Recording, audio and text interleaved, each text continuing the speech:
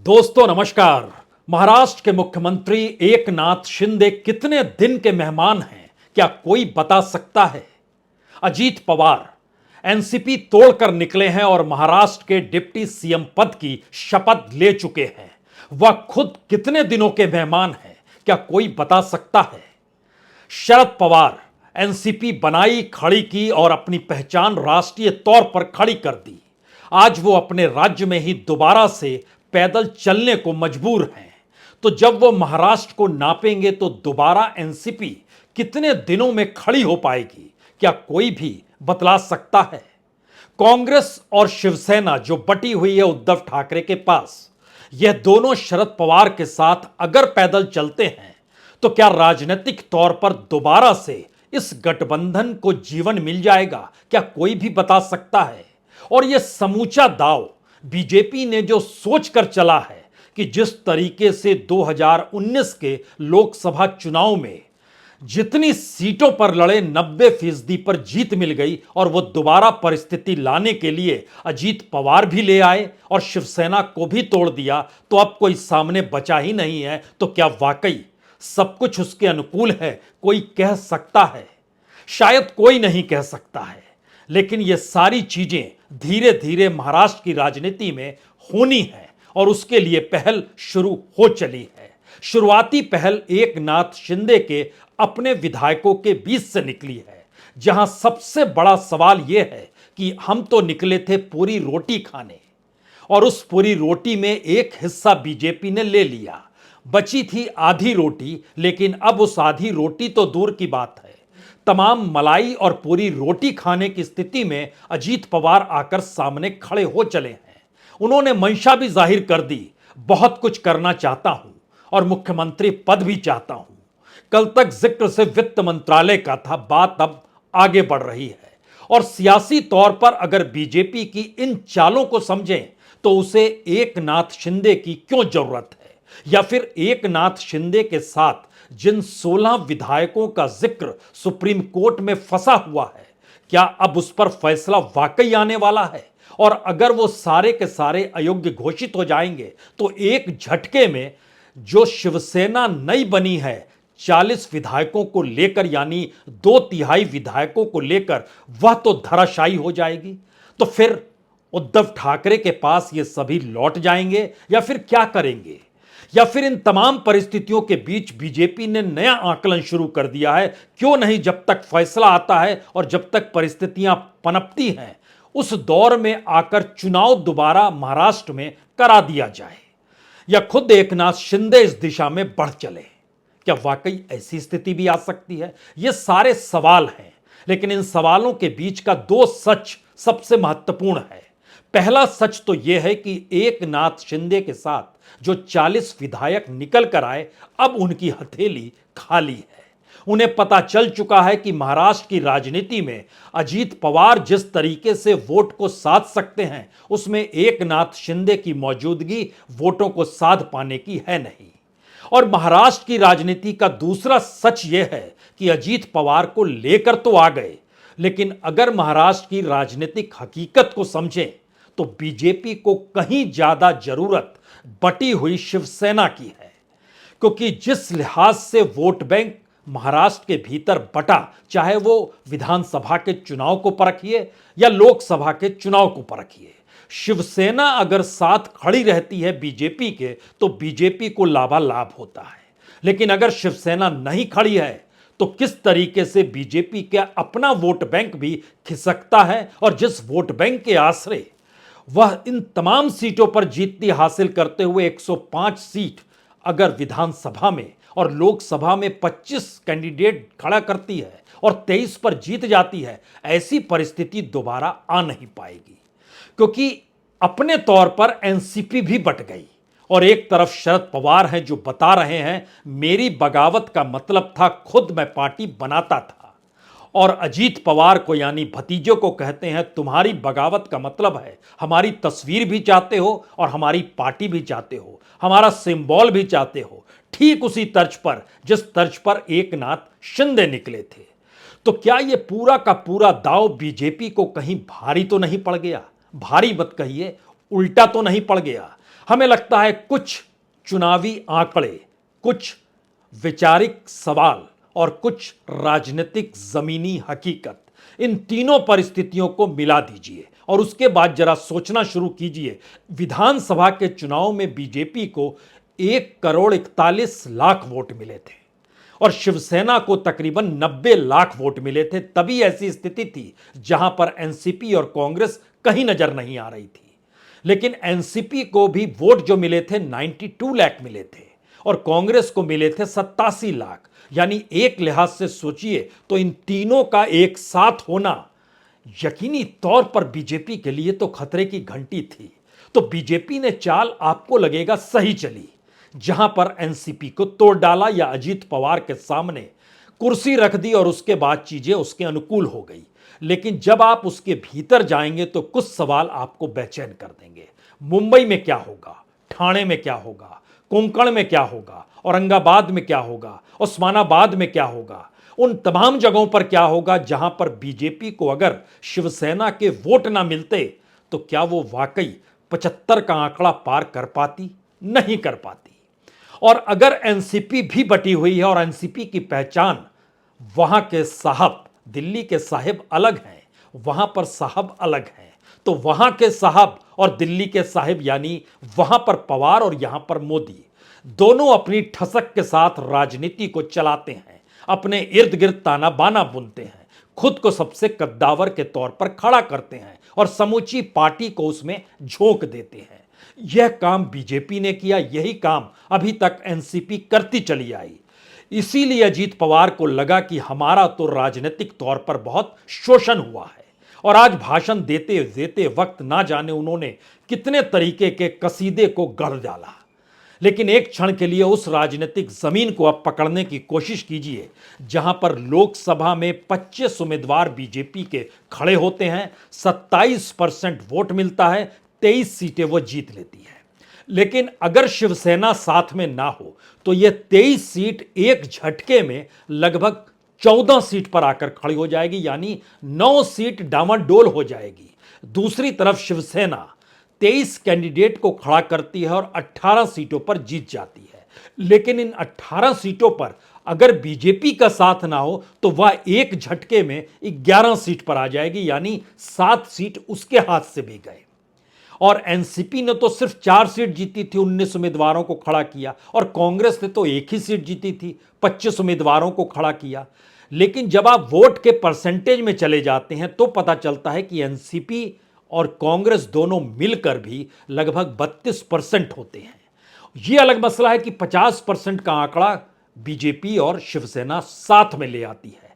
यहां पर आपके जहन में सवाल होगा कि शिवसेना हटा दीजिए, यानी एकनाथ शिंदे ना रहे, लेकिन एनसीपी तो आ गई, वह भी अजीत पवार के जरिए, जो अपनी कॉन्स्टिट्यूएंसी जीत जाते हैं लेकिन कितनों को जिता पाते हैं। यह अगर शरद पवार को माइनस कर दीजिए तो फिर क्या बारामती और क्या पुणे का इलाका या क्या मराठवाड़ा का इलाका, तमाम जगहों पर जो मौजूदा एनसीपी है उसके पांव में छाले पड़ जाएंगे चुनाव जीतने के लिए। शायद इसीलिए अब आप समझिए इसके बेसिक परिस्थिति को कि क्यों जिस दाव को खेल लिया गया बीजेपी के जरिए या अमित शाह ने जो चौसर बिछाई और पासा फेंक दिया, उसमें पहला पासा तो ठीक पड़ा था जब एकनाथ शिंदे का था, लेकिन उस पर भी सुप्रीम कोर्ट ने यह जब मुहर लगा दी, यह गैर कानूनी सरकार है, राज्यपाल की भूमिका पूरे तरीके से अनकॉन्स्टिट्यूशनली रही, यानी गैर संवैधानिक रही। बावजूद इसके उन्हीं की अगुवाई के वक्त में उसी दौर में एनसीपी टूटी और उसी रास्ते चलने को मजबूर हुई। यह अलग बात है, अभी तक राज्यपाल ने चुप्पी साध रखी है। और सुप्रीम कोर्ट का फैसला, जो 16 विधायक जो एकनाथ शिंदे के साथ आए हैं, इन पे दल बदल कानून लागू होगा या नहीं होगा, वह भी आने वाला है और उसके आते ही परिस्थिति पलट सकती है। और अगर परिस्थिति पलट सकती है तो बीजेपी यह सोच सकती है कि दलिए अजीत पवार तो आ गए, या उसने सोच रखा है कि अजीत पवार को तो लाना था सरकार बचाने के लिए, क्योंकि सरकार पास में रहेगी तो कुछ भी कर सकते हैं राज्य के भीतर, यानी जिस रिमोट को चाहिए उस रिमोट में कोई भी प्यादा रहे, उस प्यादे को बदल डालिए, दूसरा प्यादा आ जाएगा, रिमोट अपने पास रखिए। इस परिस्थिति में सरकार महाराष्ट्र की चल रही है और आने वाले वक्त में भी क्या चलेगी? यह सवाल इसलिए अब बड़ा हो चला है क्योंकि एक झटके में चुनावी हकीकत में बीएमसी का चुनाव नहीं कराया गया, जो महीनों महीनों लेट हो गया। तकरीबन 8 महीने से ज्यादा तो यूं ही लेट हो गया है।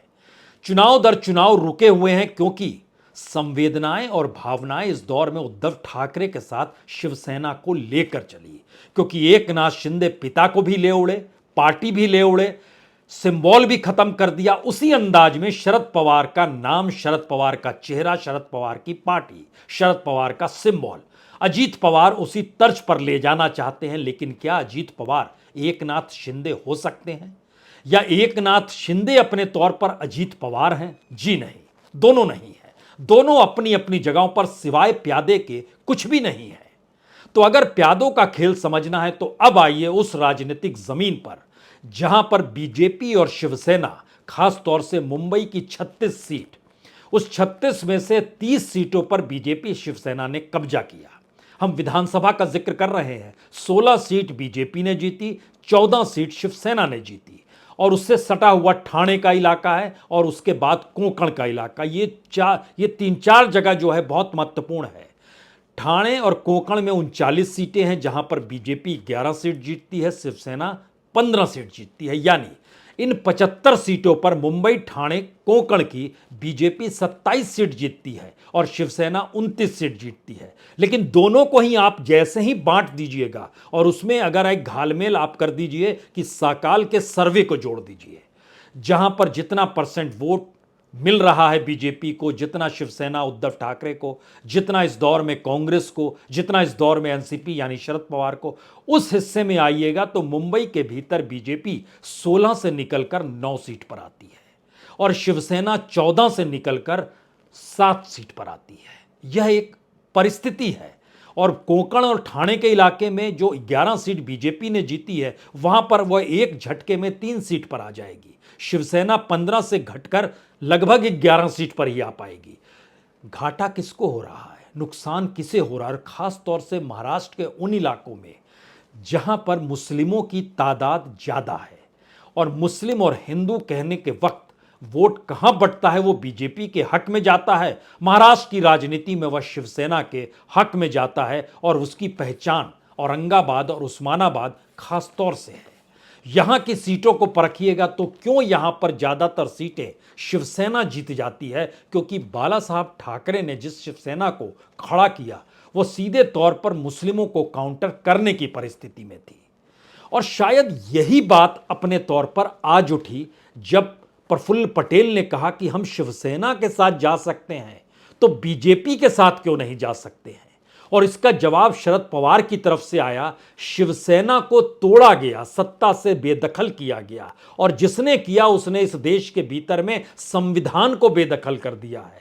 उसके खिलाफ लड़ना है तो मैं बीजेपी के साथ नहीं जा सकता हूं। आप जा रहे हैं तो चले जाइए, लेकिन यहां पर शरद पवार का वह प्लान क्या महाप्लान था या मास्टर स्ट्रोक था, या मास्टर प्लान पे वो काम कर रहे थे जहां पर जब जो भी ईडी के दायरे में फंसा है वो अगर बीजेपी के साथ चला जाएगा तो फिर कोई भी दाग शरद पवार पर तो नहीं लगेगा। यानी शरद पवार अपने तौर पर क्या पाक साफ हो गए, या उन्होंने मान लिया कि जो भी दागदार था वह तो चला गया बीजेपी के साथ। यह पहली स्थिति है उस करप्शन के दायरे की राजनीति को लेकर जहां पर हर कोई पूछ रहा है कौन करप्ट नहीं है, और जो करप्ट है और जिसका नाम प्रधानमंत्री की जुबान पर आ गया और उन्हीं को जब साथ ले लिया गया तो जो बचे हैं उनको तो घेरा जा रहा था राजनीतिक तौर पर। यह कहने से अब कौन चुकेगा? तो महाराष्ट्र की राजनीति एक दिलचस्प नहीं, एक गंभीर मोड़ पर खड़ी है। इसलिए क्योंकि मराठी मानुष की राजनीति जो शिवसेना ने की, मराठा राजनीति जो एनसीपी ने की, और कांग्रेस के वोट बैंक इस दौर में छिटकते चले गए। बीजेपी ने धीरे धीरे वहां पर पहल की तो शिवसेना के कांधे पर बैठकर की, और शिवसेना के जरिए अपनी राजनीतिक जमी को मजबूत करना शुरू किया। तो जरा प्रांत दर प्रांत जब आप 6-7 हिस्सों में महाराष्ट्र को बांट के देखना शुरू करेंगे, मसलन मुंबई की 36 सीट बीजेपी को वोट मिलते हैं तकरीबन 12.5 लाख, शिवसेना को वोट मिलते हैं तकरीबन 10 लाख। बीजेपी 16 सीट पर, शिवसेना 14 सीट पर, बाकी किसी की हैसियत नहीं, क्योंकि ये मुंबई है और मुंबई को शिवसेना के जरिए पहचान मिली। शिवसेना के वोट खत्म होते ही बीजेपी धड़ाम से नीचे आती है।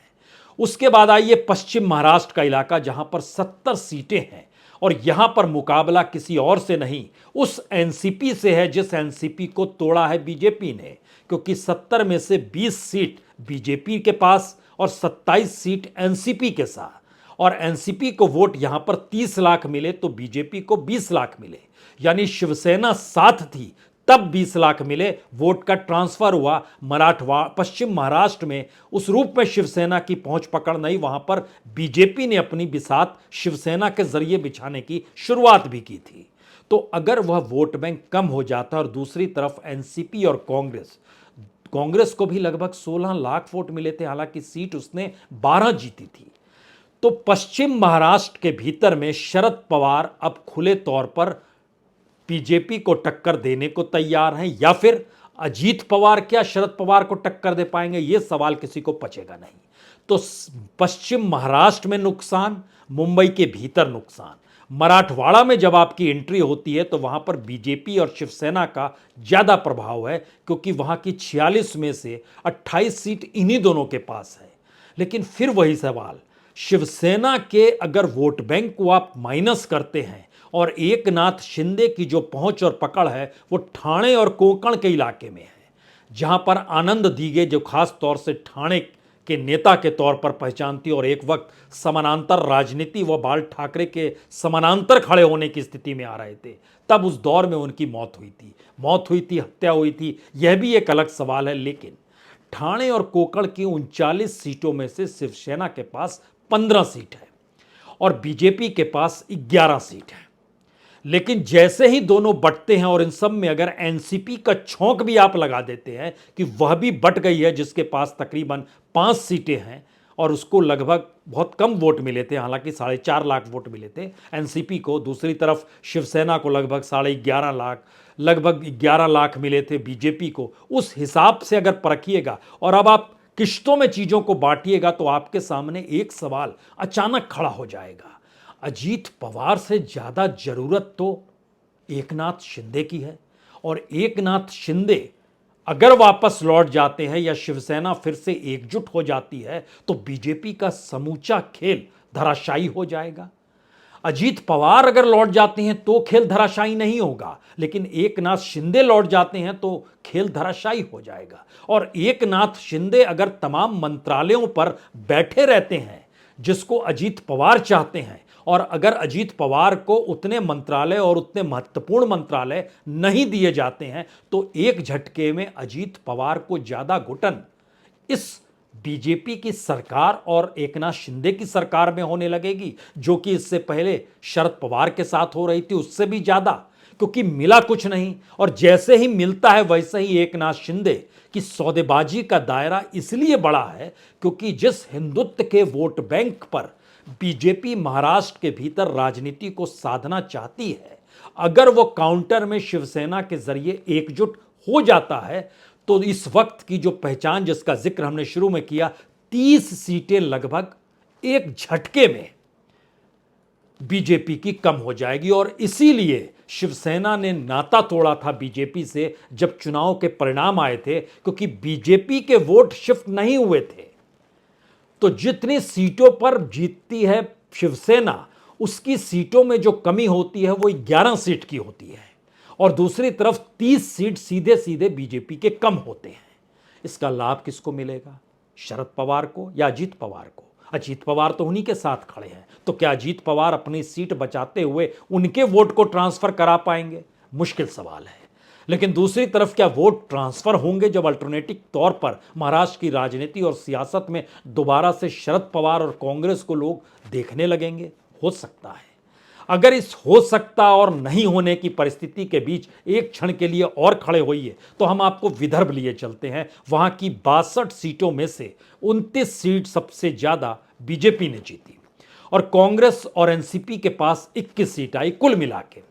शिवसेना ने सिर्फ 4 सीटें जीती थी, वो ज़्यादा महत्वपूर्ण नहीं है। लेकिन महत्वपूर्ण यह है विदर्भ के भीतर में जो किसानों की स्थिति है, जो मजदूरों की स्थिति है, जो गरीबों की स्थिति है, जो आदिवासियों की इलाके की, खासतौर से जो गढ़चिरौली और चंद्रपुर का इलाका, जो ट्राइबल्स बेल्ट हैं, उन तमाम परिस्थिति में एक झटके में जो सवाल मौजूदा वक्त में अगर एनसीपी साथ खड़ी ना होती है तो वहां पर भी विदर्भ में भी बीजेपी को तब और बड़ा झटका लग रहा है जब नागपुर उस विदर्भ में आता है, नितिन गडकरी और देवेंद्र फडणवीस नागपुर से आते हैं। तो क्या एक ऐसी परिस्थिति बन रही है जिसमें 3 दायरों में बीजेपी फंस गई है। पहला दायरा बहुत साफ तौर पर है शिवसेना का, वो क्या करे जो एकनाथ शिंदे की है। दूसरा दायरा एनसीपी का है जिसमें अजीत पवार को सब कुछ सौंपें और कुछ भी रिटर्न में ना मिले तो क्या होगा। और तीसरी परिस्थिति बीजेपी के अपने परिस्थितियों को लेकर है, जहां पर पहली बार बीजेपी के भीतर का कार्यकर्ता हो या साथ में खड़ा हुआ संघ का स्वयंसेवक हो, यह सवाल उठा रहा है कि दरअसल किस करप्शन के साथ खड़े हैं और किस करप्शन से लड़ रहे हैं, किस डेवलपमेंट के साथ खड़े हैं और किस प्रोजेक्ट को महाराष्ट्र से आप गुजरात ले जाते हैं। और इन दोनों तीनों परिस्थिति के बीच में बीजेपी को मिला क्या है। अगर वो जातीय समीकरण के आधार पर राजनीति साधने निकली है तो बीजेपी की हथेली महाराष्ट्र में खाली पड़ी है। अगर वो सांप्रदायिक तौर पर वोटों का ध्रुवीकरण करने की दिशा में बढ़ना चाहती है तो फिर उद्धव ठाकरे दूसरी तरफ अगर खड़े हैं तो फिर उसकी हथेली खाली है। तो मिला क्या बीजेपी को। और जिस हड़बड़ाहट में या जिस घबराहट में इस दौर में देश की राजनीति में प्रधानमंत्री मोदी और गृह मंत्री अमित शाह जिस जिस बिसात को बिछाकर जिस जिस प्यादे को आगे करना चाहते हैं और हर वजीर को प्यादा बनाकर अपने अनुकूल करना चाहते हैं, सारे दांव उल्टे तो नहीं पड़ रहे हैं। क्योंकि अगर ये उल्टे पड़ रहे हैं तो जरा कल्पना कीजिए कि अनिल देशमुख जो गृह मंत्री थे महाराष्ट्र में, जब सरकार शिवसेना, कांग्रेस और एनसीपी की थी, वो अब अगर बाहर निकलकर कहते हैं मेरे पास भी ऑप्शन था, जेल नहीं जाना था तो इनके साथ खड़ा हो जाता। इस दौर में भी शरद पवार ने कह दिया ये वही लोग हैं जिनको ईडी ने दायरे में लिया हुआ है, इनको डर लगता है, किसी की संपत्ति जब्त है 4,000 करोड़ से ज़्यादा की मुंबई के भीतर, तो किसी का कोऑपरेटिव के भीतर गड़बड़ी है। ये लोग डरते हैं, लड़ते नहीं हैं। तो क्या महाराष्ट्र की राजनीति के जो 3 मंत्र निकल कर आ रहे हैं वो तीनों मंत्र चाहे अनचाहे पहली बार उस बीजेपी को ही कटघरे में खड़ा कर रहे हैं जिसने तमाम बड़े बड़े वजीरों को प्यादा बना दिया, पवार के परिवार के बीच में लकीर खींच दी, उद्धव ठाकरे परिवार को पूरे तरीके से राजनीति के तमाम हक और अधिकार से वंचित कर दिया। वह बीजेपी संकट में महाराष्ट्र के भीतर और इसलिए यह कदम उठा रही है, शायद हां और शायद नहीं। दोनों परिस्थिति को अगर परखिएगा तो 3 बातों पे हमेशा गौर रखिएगा। पहली बात, विधानसभा के भीतर इस जोड़ तोड़ की राजनीति में सत्ता नहीं मिलेगी। लोकसभा के मद्देनजर जो सीटें जीती थी, जिसमें 25 में से 23 सीट बीजेपी जीत गई और साफ खड़ी शिवसेना को 23 में से 18 सीटों पर जीत मिल गई, यह परिस्थिति 50% के नीचे लाकर खड़े करने की स्थिति में आ चुकी है। और तीसरी परिस्थिति है कि आखिर में बीजेपी सत्ता बचाने की लड़ाई में सत्ता गंवाने के चालों को क्यों चल रही है, यह कोई पकड़ नहीं पा रहा है। क्योंकि अच्छी खासी चलती हुई सरकार के बीच बैठकर जब चुनाव आयोग को भी मैनेज किया जा सकता हो और मैसेज यहां तक हो कि जो भी फैसले निकलते हैं दिल्ली से, उन फैसलों पर भी सत्ता की मोहर होती है, तभी वो फैसले निकलते हैं, तो क्या एक झटके में सब कुछ धराशायी तो नहीं हो चला है? शायद हां या शायद नहीं। जो भी कहिए, लेकिन इस राजनीति ने कई चेहरों से नकाब हटा दिए हैं और कई चेहरों को नकाब पहना दिए हैं।